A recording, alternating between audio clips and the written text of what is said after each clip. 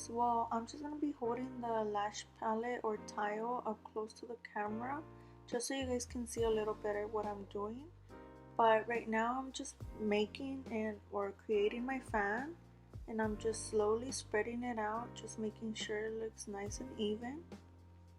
If you look closely, it should look like this. You can always spread it out more if you want to. I always create my fans this way. They work out just fine and I love how they come out. So now in the rest of the video, I'm going to be showing you the same technique that we did. I'm going to be picking up and creating the fans. I like to pinch a little bit before I dip in my glue, only because I like thinner bases.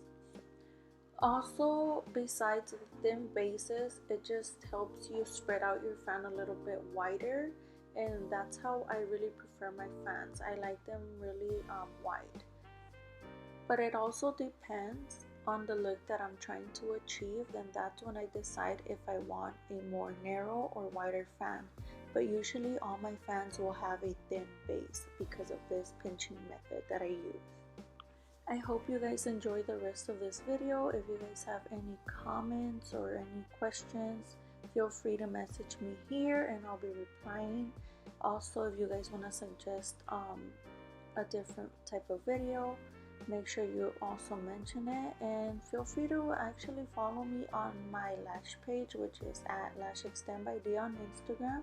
You guys can also talk to me or like ask me any questions.